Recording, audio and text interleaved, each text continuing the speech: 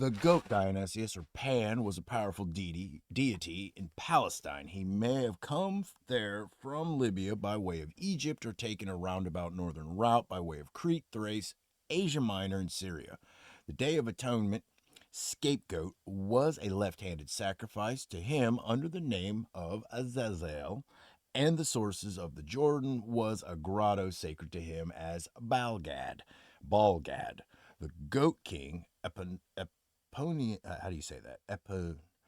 Epiamon, nope, Aponius, no, Epon, Maius, no, Aponius, ancestor of the tribe of Gad.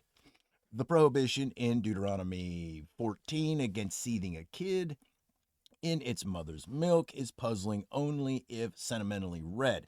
It is clearly written in the severe style of the remainder of the chapter, which begins with a prohibition against self disfigurement at funerals and directed against a Eucharistical rite no longer tolerated by the priesthood of Jehovah. The clue is to be found in the well known Orphic formula: like a kid, I have fallen into milk, which was a password for initiates when they reached Hades and were challenged by the guardians of the dead. They had become one with the kid, that is to say, the immortal Dionysius, originally Cretan Zagreus, or Zeus, by partaking of his flesh, and with the goat goddess, his mother, in whose cauldron and milk he had been seethed. A song about the birth of the gods on one of the recently discovered Ras Shamra tablets contains an express injunction to see the kid in its mother's milk. The prohibition in Deuteronomy explains the glib and obviously artificial myth of Esau, Jacob, Rebekah, and the blessing of Isaac, which is introduced into Genesis 27 to justify the usurpation by the Jacob tribe of priestly and royal prerogatives. Is it prerogatives? Yeah, and royal prerogatives belonging to the Edomites.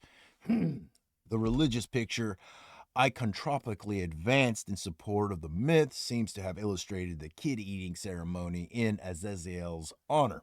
Two celebrants wearing goatskin disguises are shown at a seething cauldron presided over by the priestess Rebecca, one of them with bow and quiver, Esau, and other, Jacob, being initiated into the mysteries by the old leader of the fraternity, Isaac, who whispers the secret formula into his ear, blesses him, and hands him, rather than is handed by him, a piece of the kid to eat.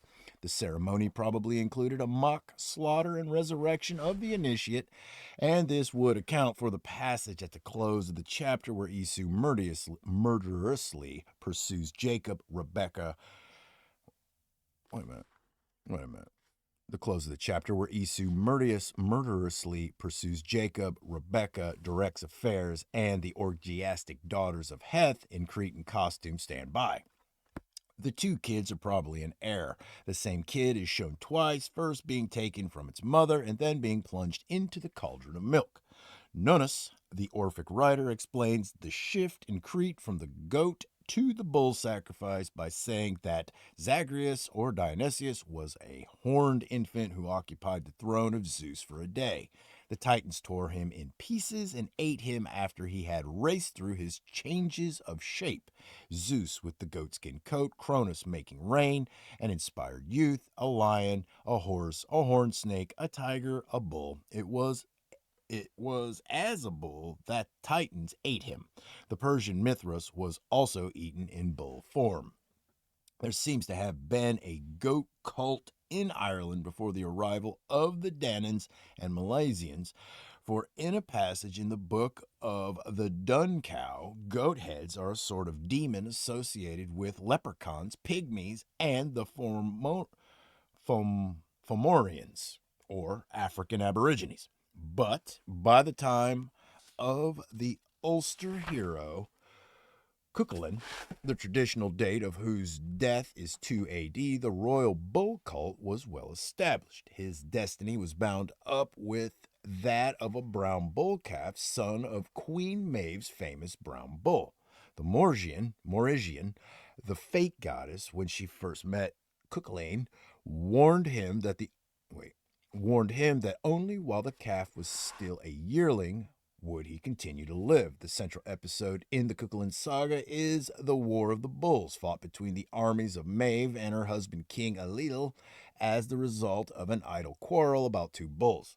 At the close of it, the brown bull, Cuchulainn's other self, kills his rival, the white horned, which, considering itself too noble to serve a woman, has deserted Maeve's herd for the herd of Ailil.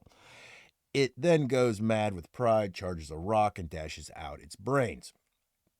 It is succeeded by its calf, and Cuchulainn dies. The bull cult was also established in Wales at an early date in a Welsh poetic dialogue contained in the Black Book of Carmarthen. Gwydno Garnahir, Elfin's father, describes the hero Gwyn as a bull of conflict, quick to disperse an embattled host. And Bull of Conflict here and in later poems seems to have been a sacred title rather than a complementary metaphor, as hawk and eagle also were. All right. The War of the Bulls contains an instance of the intricate language of myth. The brown bull and the white horned were really royal swineherds who had the power of changing their shapes. It seems that in ancient times, swineherds had altogether different standing from the conveyed in the parable of the prodigal son. To be a swineherd was originally to be a priest in the service of the death goddess, whose sacred beast was a pig. The War of the Bulls is introduced by the Proceedings of the Grand Bardic Academy, a 7th century satire against the greed and arrogance of the ruling caste of bards, apparently composed by some member of an earlier oracular fraternity which had been dispossessed with the advent of Christianity. The leading character here is Marvin, royal swineherd to the King Gwyer of Connaught. He may be identified with Morven, Black Raven, son of the white sow goddess Cerduin, who appears as a Fagdu in the similar Welsh satire, The Romance of Taliesin. In revenge for the loss of a magical white boar, at once his physician, music maker, and messenger, which the ruling bards have persuaded Gwyer to slaughter, he routs them in a combat of wit and reduces them to silence and ignominy. What is that word? Ignominy. Simchin Torpest. The president of the academy addresses him as chief prophet of heaven and earth. There is a hint in the Romance of Bronwyn that the swineherds of Mathelwich, king of Ireland, were magicians with a power of foreseeing the future. And this hint is expanded in Triad 56, which attributes to Call Op Calfrey, the magician, one of the three powerful swineherds of the Isle of Britain, the introduction into Britain of wheat and barley.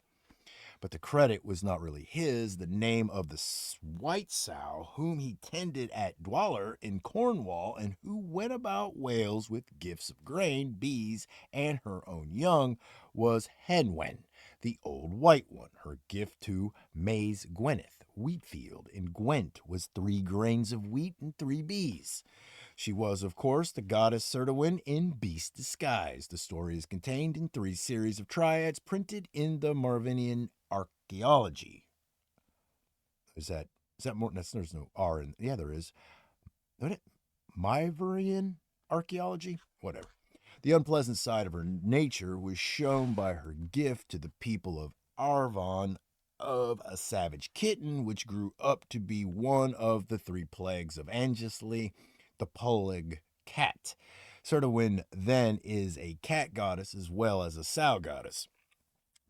This links her with the cat as corn spirit, mentioned by Sir James Fraser as surviving in harvest festivals in North and Northeastern Germany, and in most parts of France, and with the monster Chapelou of French Arthurian legend. There was also a cat cult in Ireland. A slender black cat reclining upon a chair of old silver had an oracular cave shrine in Connaught at Clo Mag Right Cat, now Clo, before the coming of St. Patrick. This cat gave very vituperative answers to inquiries who tried to deceive her and was apparently an Irish equivalent of the Egyptian cat goddess Pasht. Egyptian cats were slender, black, long-legged, and small-headed. Another seat of the Irish cat cult was Noth, a burial in Co Meath of about the same date as Newgrange. In the proceedings of the Grand Bardic Academy, the Noth burial chamber is said to have been the home of the king cat Urisan, who was as large as a plow ox and once bore Sechan Torpest, the chief olive of Ireland, away on his back in revenge for a satire. In his poetic astronomy, Hyginus identifies Pasht with the white goddess by recording that when Typhon suddenly appeared in Greece, but whether he is referring to an invasion or to a volcanic eruption such as destroyed most of the island of Thera is not clear. The gods fled, disguised in bestial forms: Mercury into an ibis, Apollo into a crane, a Thracian bird, Diana into a cat. The old white sow's gift to the people of Rehovrovich was a wolf cub, which also became famous. The wolf, as corn spirit, survives in roughly the same area as the cat is corn spirit, and in the island of Rugen, the woman who binds the last sheaf is called the wolf and must bite the lady of the house and the stewardess who placate her with a large piece of meat. So Cerwin was a wolf goddess too, like Artemis. It looks as if she came to Britain between 2500 to 2000 BC with the New Stone Age long-headed agriculturalists from North Africa. Why the cat, pig, and wolf were considered particularly sacred to the moon goddess is not hard to discover. Wolves howl to the moon and feed on corpse flesh. Their eyes shine in the dark and they haunt wooded mountains. Cats' eyes similarly shine in the dark. They feed on mice, symbol of pestilence, mate openly, and walk inaudibly. They are prolific but eat their own young, and their colors vary, like the moon, between white, reddish, and black. Pigs also vary between white, reddish, and black, feed on corpse flesh, are prolific but eat their own young, and their tusks are crescent shaped. All right.